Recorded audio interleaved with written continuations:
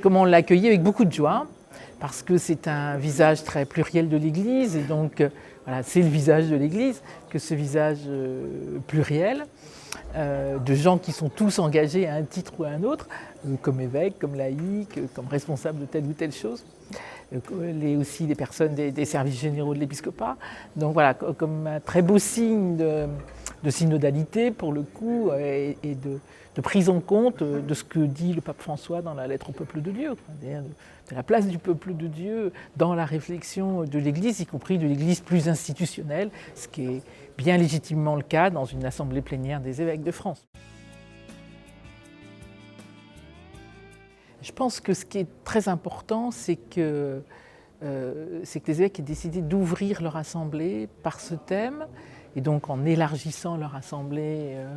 aux laïcs des diocèses pour cette question, parce que c'est rendre compte que l'Église met au cœur de sa préoccupation une question qui n'est pas interne à elle-même, mais qui est bien un enjeu de la maison commune, dont l'Église ne peut pas ne pas avoir le souci quand on regarde toutes les déclarations et toutes les actions, non seulement des chrétiens, pas seulement des catholiques de par le monde, mais aussi bien sûr les prises de parole des papes, au moins depuis Jean-Paul II. Donc je pense que c'est ça qui est important, c'est de rendre compte qu'il y a là une urgence partagée avec l'ensemble de la planète, et pas seulement entre catholiques évidemment, ou entre chrétiens, donc que nous sommes partie prenante, et qu'en même temps, notre foi nous donne un regard peut-être particulier, tout ce qu'on dit autour de la création, sur cet enjeu, sur cette contrainte écologique. Ce qui me réjouit, c'est ce que reprenait Elena ce matin sur le passage de la menace à la promesse. Parce que je crois fondamentalement que la vie chrétienne est née d'une crise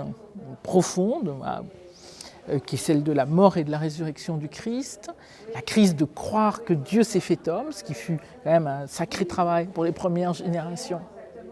de chrétiens. Donc elle naît d'une crise, et donc je pense que voilà, la vie chrétienne, l'Église,